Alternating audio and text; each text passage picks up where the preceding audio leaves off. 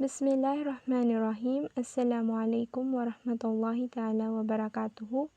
I am Hannah Managdananding, and for today, we will discuss a topic about Chapter 2, Schools of Thoughts before Al-Ash'ari. Who and what is Al-Ash'ari? Al-Ash'ari is a main theological school of Sunni Islam, founded by a theologian, Abu al-Hasan al-Ash'ari. He believed that no human act could occur and God doesn't will it, and God's knowledge encompasses all what is or what will be. He also said it is God's will to create the power in humans to make free choices. God is therefore just to hold humans accountable for his or for their actions. So, during noong medieval period, which is hindi pa nag-exist itong Al-Ash'ari school, the Arab community was so powerful in terms of education, and they are all educated even they don't have a proper education.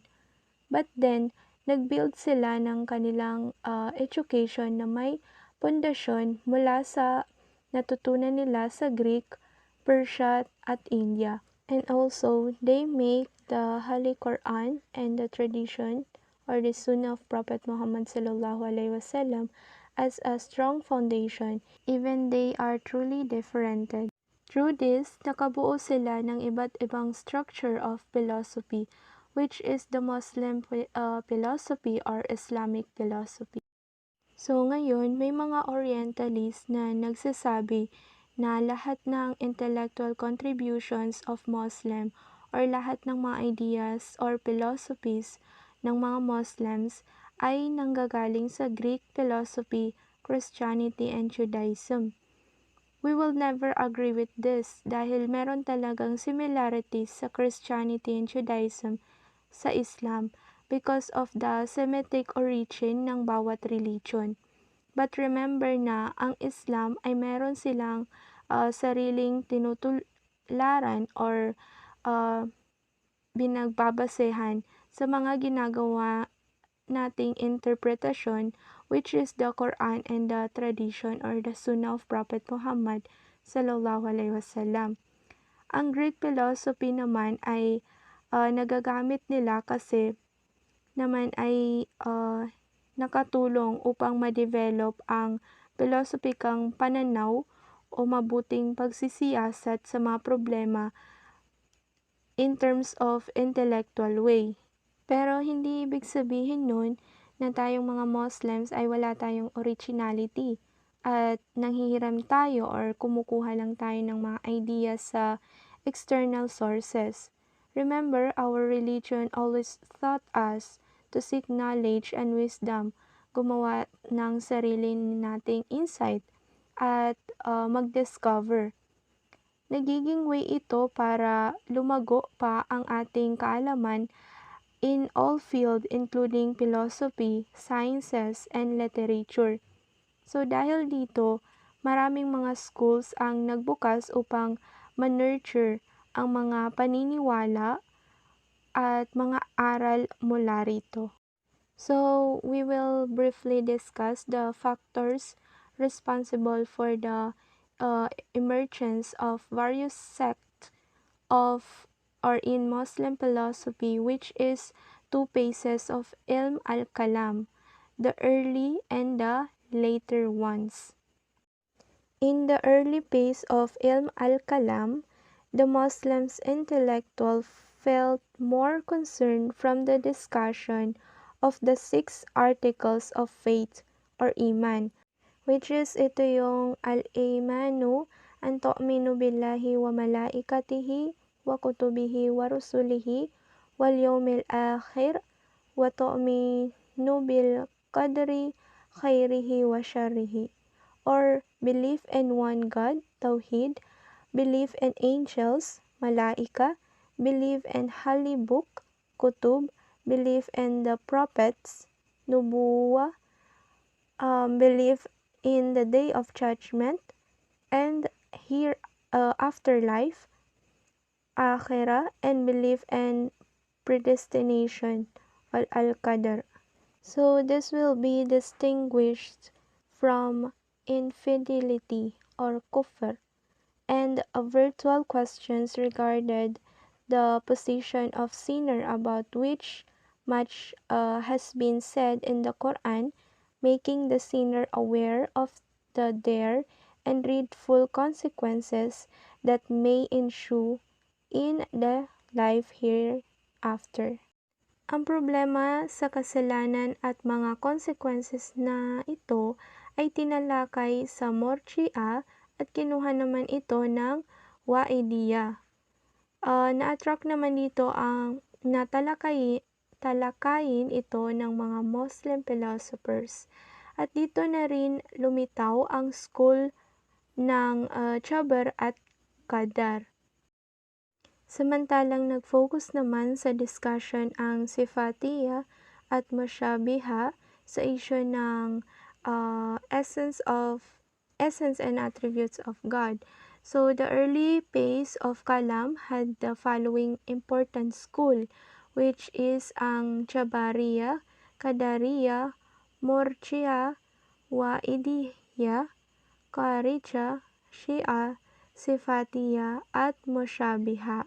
Samantalang ang huling yugto ng Ilmul Kalam at ang Mu'tazila at Asy'ariyah or Al-Ash'ari ay ang naiba at kinatawan ng mga schools sa time na yun.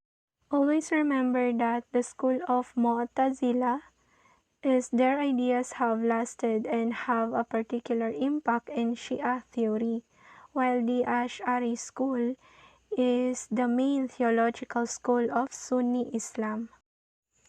Many contemporary and later historians of philosophy and culture recorded their doctrines and commented upon their origin and nature. Ang Al-Ash'ari ay ang unang nagsulat tungkol sa mga schools at kung saan umusbong ang intellectual ideas of the Muslims in terms of philosophy and theology. Ang Al-Ash'ari ay gumawa ng isang book na tinatawag na Makalat, which is nakasa dito ang kasaysayan at salaysay ng pinanggalingan ng kaalaman. So, ang contribution ni Al-Ash'ari ay nagsisilbing gabay para sa mga next generations. The emergence of Jabar and Qadar. Al-Jabariyah are the opinions that humans have no control over their actions and everything is dictated by Allah subhanahu wa ta'ala, while Al-Qadariyah are the opinions of humans having complete control over their destiny to the extent that Allah subhanahu wa ta'ala doesn't even know what we will choose to do. However, these two mentions grew in the Muslim society and become popular in the days of Umayyad and Abbasid respective. Ibig sabihin, ang Al-Jabariyah ay ang qadar or ang destiny ng tao ay nakadepende sa Allah subhanahu wa ta'ala, while ang Qadariyah naman ay nagsasabi na ang destiny or qadar ng isang tao ay nakadepende sa kanyang sarili.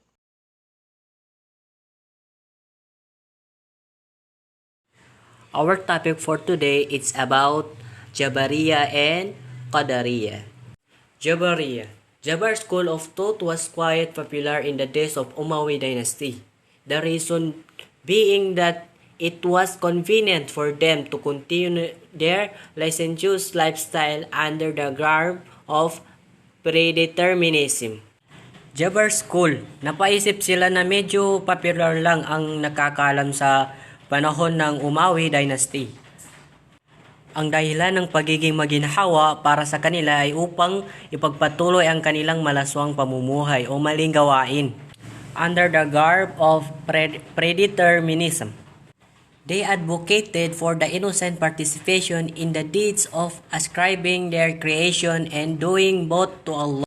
Sila ay nagsulong para sa mga inosente na nagparticipation sa mga gawain by ascribing their creation and gawain na para sa Allah subhanahu wa ta'ala. It was also convenient because the arguments in its favor could draw their strength rather substantively from the Quran and the tradition. Ito din ay maginhawa at ang pagtatalo ay humingi sila ng tulong para sa itabla ang kanilang mga kakayahan sa halip na lumala pa ito. Mula sa Quran at sa kanilang mga nakasanayan ay maraming verses sa Quran at tradisyon para makatulong ang salita ng Allah sa Jabariyah School. Predestination. Common Muslim believe that God is the maker of destiny. Ibig sabihin, naniniwala sila na mayroong Diyos na lumilikha sa mga kapalaran ng bawat isa. He writes the destiny of a child even before its birth in the womb of its mother, or perhaps even earlier in the heaven itself. The common man's belief is then sustained by numerous instances from the scriptures. Siya ang lumilikha sa kapalaran ng mga bata hanggang sa ito pa ay nasa sinapupunan pa ng kanyang ina. Marahil dati ay nasa heaven ang mga sarili.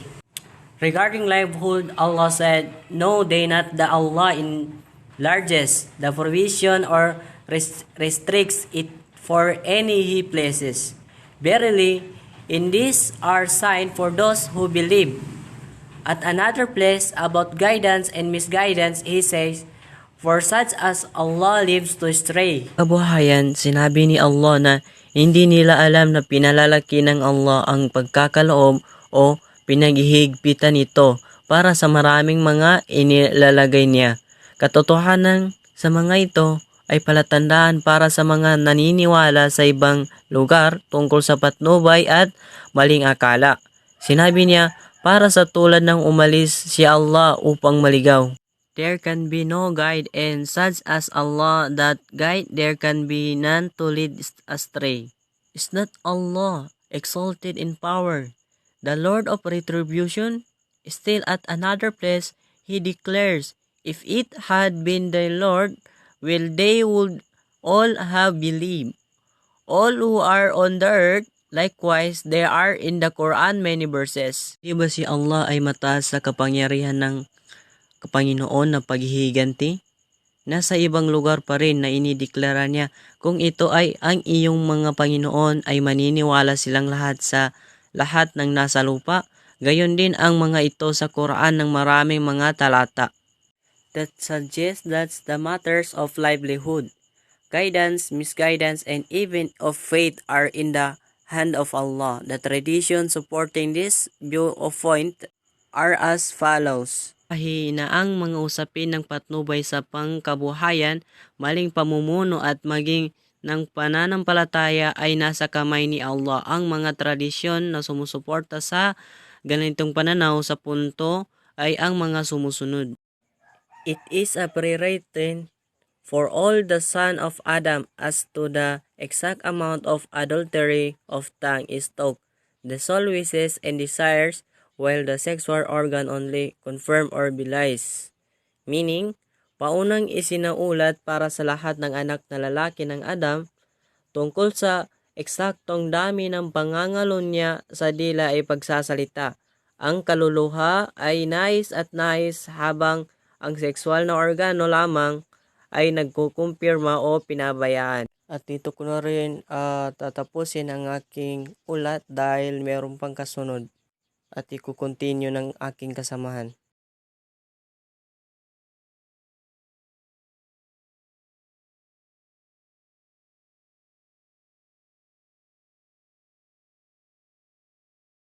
Which he writes down.